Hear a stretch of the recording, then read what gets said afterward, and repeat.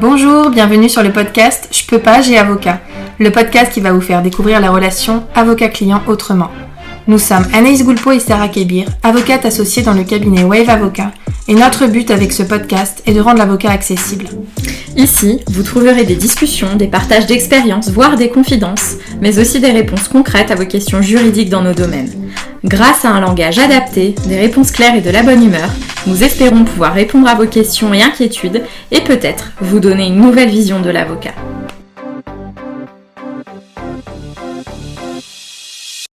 Bienvenue dans ce nouvel épisode de podcast, le premier épisode inédit de cette nouvelle année que l'on vous souhaite heureuse, dynamique et épanouissante, particulièrement sur les plans personnels mais aussi professionnels.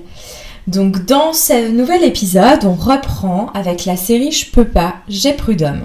On en est à l'épisode 5, après avoir l'année dernière évoqué la requête qui saisit le conseil de prud'homme, l'audience de conciliation et d'orientation, la phase de mise en état du dossier et l'audience de plaidoirie, eh bien on attend notre jugement et c'est de cela dont on va parler aujourd'hui. On se positionne à la fin de l'audience de plaidoirie. Au terme des plaidoiries, le président va indiquer que les débats sont clos et que l'affaire est mise en délibéré et il va préciser une date. C'est cette date-là à laquelle le jugement devrait, et je dis bien devrait, être rendu. Souvent, quand on interroge les personnes en leur demandant comment elles pensent que ça va se passer, elles nous disent que les conseillers prud'homaux, pendant la phase de mise en état qui est très longue, ont pris connaissance des dossiers au fur et à mesure qu'on leur a adressé des conclusions, des pièces, et qu'au moment des plaidoiries, ils vont tout entendre, tout comprendre, se retirer, discuter entre eux, décider s'il y a des condamnations à prononcer ou pas et immédiatement rendre le sens des décisions. Ça arrive, mais c'est extrêmement rare. À Lyon, au conseil de prud'homme de Lyon, ça arrive pour ainsi dire jamais. Les conseillers prud'homaux vont prendre un temps de réflexion dans le temps du délibéré et surtout, ce qui est important à dire, c'est que les conseillers prud'homaux, dans la très grande majorité des cas, ne consultent pas les dossiers avant l'audience de plaidoirie. Donc ils arrivent à l'audience à 14h, ils écoutent les plaidoiries sans savoir absolument pourquoi vous venez. Ils n'ont aucune idée de si vous contestez un licenciement, de si vous demandez une prime, une rémunération, si vous sollicitez des dommages et intérêts pour un harcèlement moral, pour un manquement à une obligation de sécurité. Ils ne savent rien du tout et donc ils vont vous écouter votre avocat.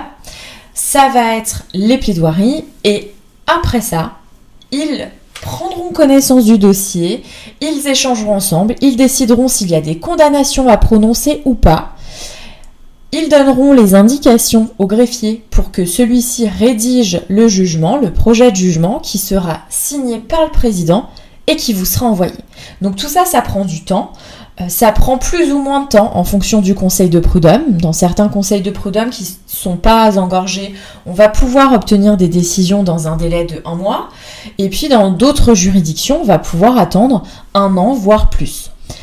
Tout ce que je vous dis ici, je le précise à chaque fois et je le reprécise encore pour ce podcast, ce sont des généralités qui concernent une audience, une instance typique du conseil de prud'homme. Donc on va avoir des cas particuliers de décision en urgence, les ordonnances de référé.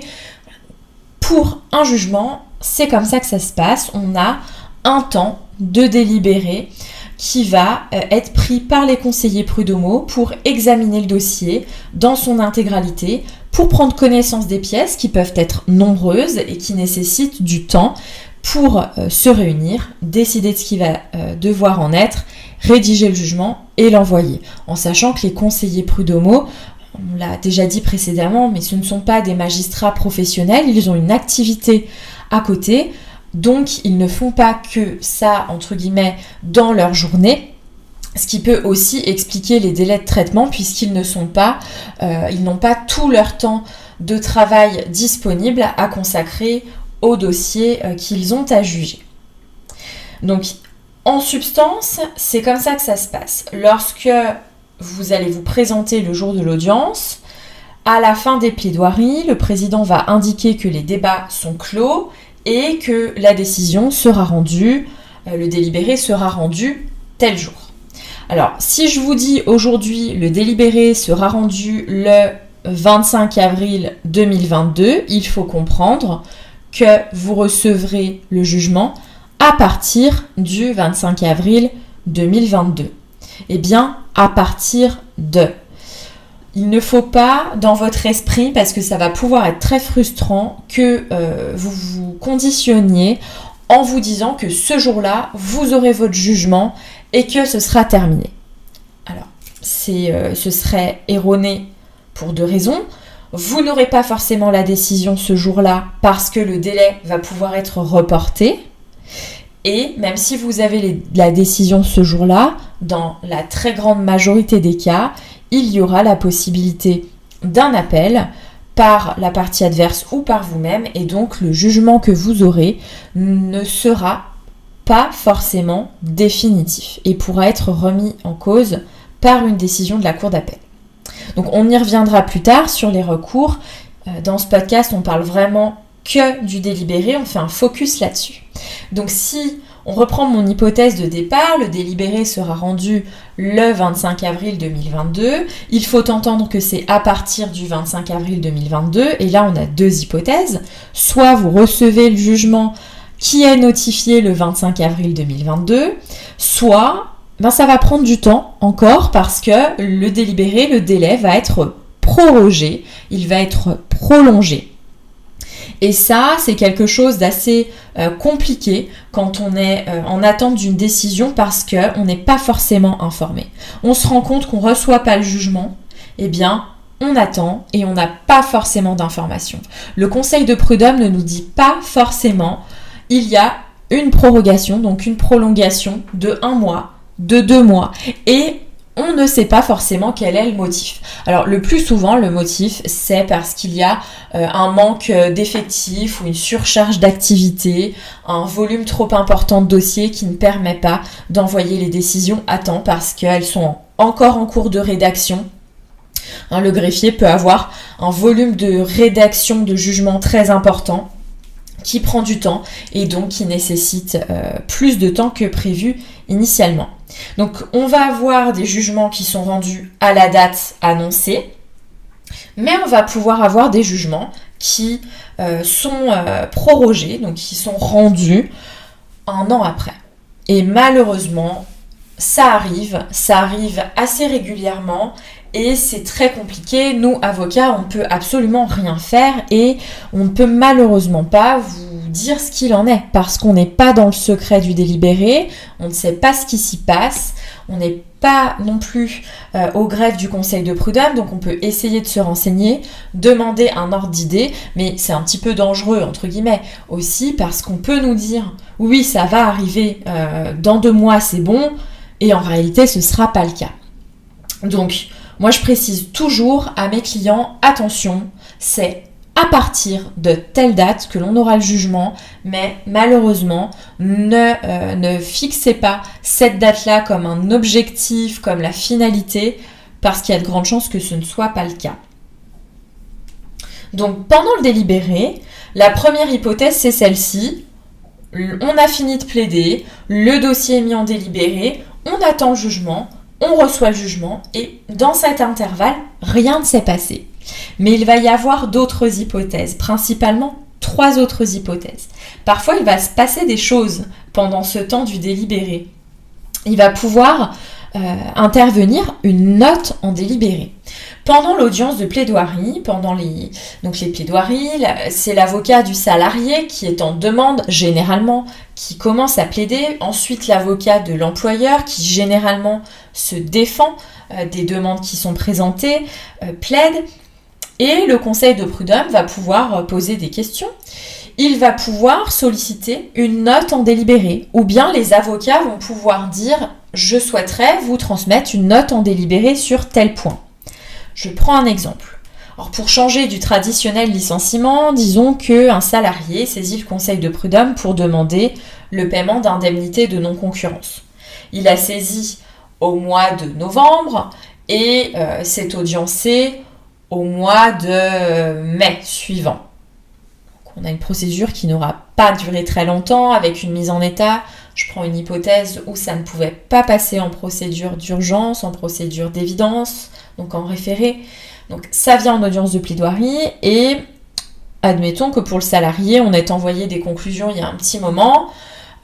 On souhaite envoyer par une note en délibéré des justificatifs pour actualiser la situation du salarié, démontrer qu'il est toujours inscrit à Pôle emploi, qu'il bénéficie toujours des allocations de retour à l'emploi et donc qu'il est toujours dans les conditions de bénéficier de son indemnité de non-concurrence puisqu'il respecte la clause de non-concurrence. Eh bien, alors idéalement, il faut transmettre les éléments avant la clôture, mais s'il y a eu une clôture et qu'on souhaite quand même actualiser, on demande l'autorisation au juge de transmettre une note en délibéré. Donc une note en délibéré, c'est un courrier, ça prend la forme d'un courrier qui transmet des éléments complémentaires au juge. Il ne s'agit pas de refaire des conclusions complètement, de trouver des nouveaux moyens, des nouveaux arguments, de répondre à ce que vient de dire l'avocat adverse quand il a plaidé.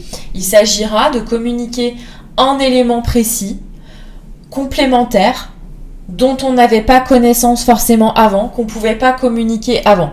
Parce que si on garde toutes les pièces importantes et qu'on dit au juge « je vais vous communiquer une note en délibéré si vous me le permettez », l'avocat adverse va s'y opposer en disant « absolument pas ». Il y a eu une mise en état du dossier, vous avez transmis des éléments, vous les aviez à ce moment-là, il fallait les transmettre avant.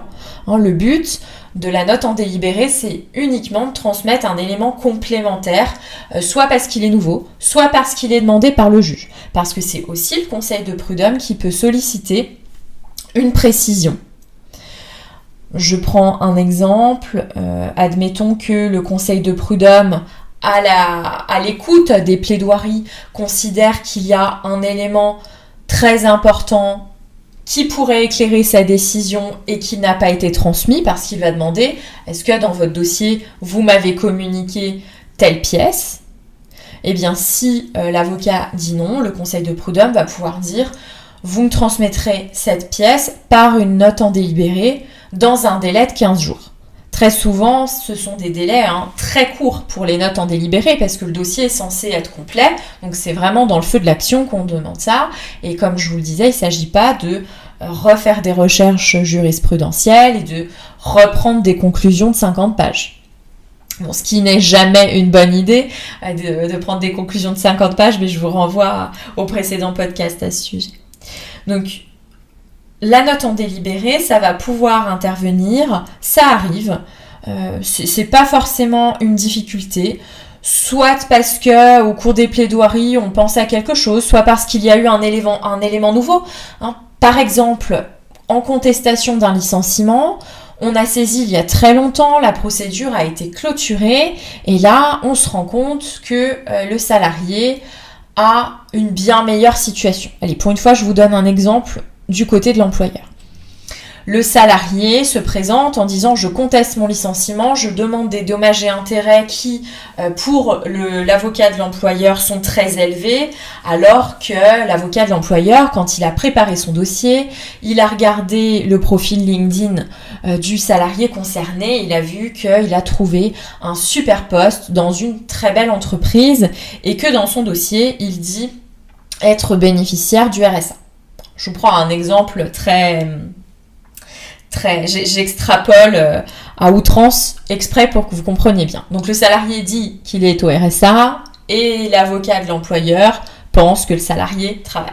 Donc l'avocat de l'employeur va pouvoir à l'audience dire que la situation du salarié a manifestement évolué et qu'il devrait en justifier puisqu'il semblerait qu'il ait retrouvé un emploi. Le conseil de prud'homme va pouvoir dire à l'avocat du salarié vous me transmettrez par une note en délibéré un justificatif à jour de la situation professionnelle du salarié, ce qui va nécessiter que le salarié produise soit un justificatif de droit au RSA, s'il est toujours au RSA, soit qu'il communique un bulletin de paye ou bien un avis de droit au Pôle emploi, peu importe, mais il faudra qu'il justifie de sa situation constitutionnel actualisé. Si ce n'est pas le cas, le Conseil de prud'homme en tirera les conséquences qu'il le souhaite. À savoir que quand on ne communique pas un élément qui est demandé, ça ne joue pas en notre faveur, bien entendu, parce que ça suppose qu'on dissimule une situation qui nous est favorable. Donc ça, c'est l'hypothèse de la note en délibéré. La partie qui doit transmettre la note en délibéré va l'envoyer au Conseil de prud'homme et à la partie adverse. Et la partie adverse va pouvoir présenter ses observations. C'est toujours le principe du contradictoire qui s'applique. Il ne s'agit pas d'envoyer une note en délibéré au juge, discretos, sans que la partie adverse en ait eu connaissance. Tout le monde doit avoir connaissance de ce qui est dans le dossier qui va permettre au juge de juger. En tout cas, tout le monde, les parties concernées. Donc ça, c'est la deuxième hypothèse. La troisième hypothèse, c'est que le juge va pouvoir réouvrir les débats.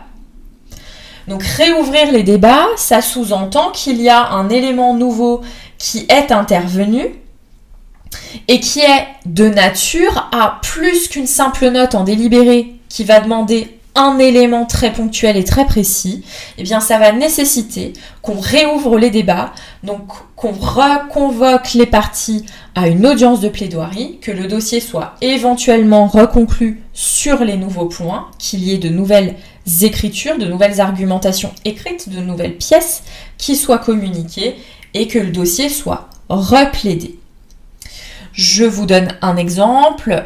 S'il y a un changement important dans le cadre de la structure de la société, s'il y a un changement du côté de l'employeur, par exemple, certains avocats, lorsque la société passe en liquidation judiciaire pendant cette phase de délibéré, préfèrent demander la réouverture des débats pour faire convoquer le liquidateur judiciaire et mettre en cause l'association de garantie des salaires et obtenir une décision qui soit d'ores et déjà opposable à l'association de garantie des salaires et au liquidateur judiciaire.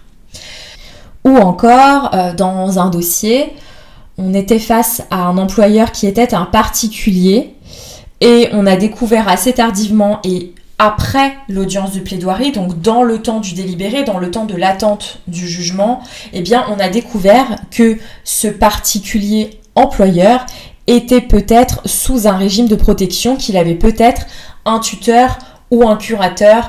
Et ça, c'est extrêmement complexe, puisque si on a une décision qui vise directement, qui condamne directement ce particulier, alors qu'on n'avait pas mis en cause son curateur ou son tuteur, enfin selon les hypothèses c'est très différent, mais si on a une décision qui n'a pas mis en cause le représentant légal réel de la personne, celui qui a la capacité de représenter ce particulier employeur, le jugement, on n'aurait rien pu en faire, on n'aurait peut-être jamais pu obtenir son exécution. Donc, quand on a eu des éléments en ce sens-là, on a demandé une réouverture des débats pour pouvoir clarifier la situation. Ça prend plus de temps, nécessairement, puisqu'il faut attendre une nouvelle convocation, il faut replaider le dossier et régénérer parfois un nouveau délai de délibéré. Mais c'est parfois indispensable quand de nouveaux éléments viennent impacter les procédures et qu'elles ne tiennent plus tellement ou qu'il y a un risque de ne pas pouvoir faire exécuter le jugement si on a des condamnations. Donc dans ces hypothèses, ça nécessite effectivement parfois que l'on demande une réouverture des débats qui n'est pas automatique. Il va falloir écrire au Conseil de prud'homme, écrire au président en lui indiquant qu'on demande une réouverture des débats et en justifiant en quoi elle est nécessaire. De la même manière, si ça pouvait être régularisé avant, on risque d'avoir un refus. Il ne s'agit pas d'essayer de dissimuler un manquement, une lacune, une mauvaise appréciation qu'on a eue avant en demandant une nouvelle audience.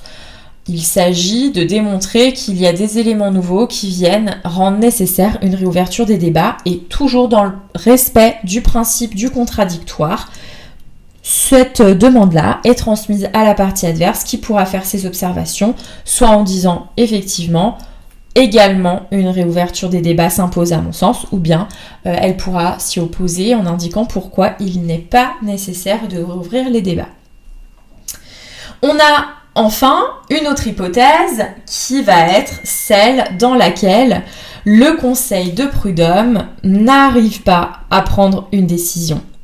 Les conseillers prud'homaux, lors des audiences de jugement, ils sont au nombre de 4, donc on plaide devant 4 conseillers prud'homaux. Vous voyez sans doute où je veux en venir. Si 2 conseillers prud'homaux sont en faveur d'une condamnation et que les 2 autres considèrent qu'il n'y a pas lieu de condamner, il va y avoir un blocage. Et face à ce blocage-là, on va recevoir un avis de renvoi en audience de départage. Donc une nouvelle audience. On va tout recommencer. Alors tout recommencer, c'est recommencer la plaidoirie. Éventuellement, on aura la possibilité de reprendre des conclusions et de recommuniquer des pièces, notamment si on est devant le Conseil de prud'homme de Lyon, par exemple, entre le moment de la première audience, la réception de l'avis de renvoi en audience de départage et la date d'audience de départage, c'est très long. Parfois, la jurisprudence a pu évoluer, la situation a pu évoluer aussi, la situation du salarié a nécessairement changé pendant cet intervalle-là. Auprès de l'employeur, des salariés qui étaient en poste et qui ne voulaient pas attester ont pu quitter les effectifs et peuvent désormais rédiger une attestation sur l'honneur ou donner des éléments supplémentaires. Donc on va parfois avoir des possibilités de communiquer d'autres choses en demandant un rabat de la clôture si la procédure avait été clôturée. C'est peut-être un petit peu trop technique, je vais en revenir sur des choses plus précises et plus accessibles.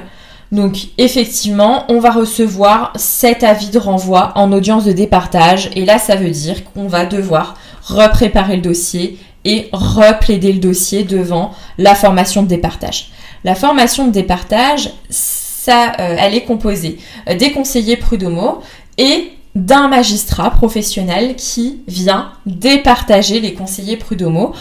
Si 2 conseillers prud'homaux considèrent que le licenciement est bien fondé et 2 conseillers prud'homaux considèrent que le licenciement est sans cause réelle et sérieuse, eh bien c'est ce magistrat, ce juge départiteur qui va venir entendre le dossier, en prendre connaissance et il va venir trancher ce point de blocage. Et là, c'est pareil, on est sur une audience classique et à la fin de cette audience, on aura la date de délibéré, donc la date à laquelle sera rendue la décision. Il n'y a pas un nouveau départage ou un besoin d'un nouveau juge, on aura une décision qui sera rendue. Et en revanche, cette décision va pouvoir faire l'objet d'un appel, donc d'un recours, si jamais dans la très grande majorité des cas. Donc voilà l'hypothèse du départage qui arrive. Ça arrive généralement sur des problématiques très techniques ou sur des désaccords d'appréciation, sur des dossiers très factuels ou des problématiques qui vont pouvoir donner lieu à une question et à une réponse de principe. Donc dans cette hypothèse, il est possible que le conseil de prud'homme passe par une audience de départage pour avoir l'œil et le recours, entre guillemets, à un magistrat professionnel.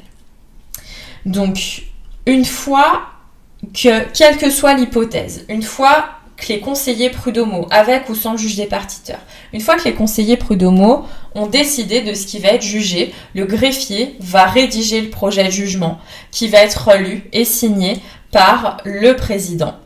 Le jugement va alors être notifié à toutes les parties, il va être envoyé à toutes les parties. Pour le moment, ça se passe par lettre recommandée avec accusé de réception. C'est directement le greffe du conseil de prud'homme qui vous envoie le jugement. Donc quand il y a des retards, quand la date de délibéré n'est pas respectée, malheureusement, nous, avocats, on ne peut pas vous dire ce qu'il en est, on ne peut pas vous dire à quelle date le jugement vous sera envoyé, ni ce qu'il contiendra. On n'est pas dans le secret du délibéré, encore une fois. Il va falloir attendre de recevoir le jugement. Donc vous allez le recevoir par une lettre recommandée avec accusé de réception. Nous, avocats, on va recevoir une copie également par courrier. Et là, j'attire votre attention sur le fait que les procédures sont longues, votre vie va continuer en parallèle de cette procédure de cette procédure prud'homale, et heureusement.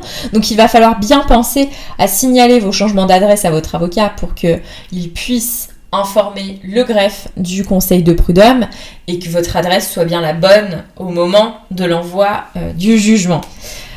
Donc, quand vous recevez le jugement, prenez contact avec votre avocat puisque la notification du jugement va commencer à faire courir le délai de recours, le délai d'appel qui est généralement de 1 mois. Ça passe très vite, donc prenez contact avec votre avocat. Idéalement, vous lui faites une petite copie scannée du jugement. Comme ça, quand vous l'avez au téléphone, il l'a sous les yeux. Parce qu'on ne peut pas prendre connaissance, c'est très difficile de prendre connaissance d'un jugement par un client qui nous le lit en intégralité. On préfère l'avoir sous les yeux. Donc, vous lui envoyez ou vous lui passez un coup de fil ou vous lui envoyez un SMS selon le mode de communication que vous avez avec votre avocat. Vous lui demandez s'il l'a reçu et vous faites un point. Est-ce que le jugement est favorable? Est-ce que le jugement est défavorable? Est-ce qu'il est évident qu'il faut faire appel? Est-ce qu'il est évident qu'il ne faut pas faire appel? Est-ce que ça nécessite des recherches complémentaires? De connaître la position de la partie adverse? Voilà, tout ça, c'est des questions auxquelles vous allez devoir répondre avec votre avocat. Si vous ne recevez pas... Alors, je voulais faire un point quand même, parce que ça, c'est très important et on a parfois des difficultés. Si vous n'allez pas chercher votre courrier, si vous ne recevez pas cette notification du jugement, c'est problématique parce que la seule copie du jugement qui est très importante, elle est dans cette lettre recommandée. L'avocat ne va avoir qu'une copie. Vous, dans la lettre recommandée, vous allez avoir le jugement avec la formule exécutoire qui va permettre à l'huissier de justice d'exécuter le jugement si la partie adverse ne souhaite pas le faire spontanément et s'il y a des fonds disponibles. Donc c'est très important, il n'y a que vous qui avez un exemplaire qui permette à l'huissier de justice de faire son travail et de prendre le relais une fois que l'avocat a obtenu la décision.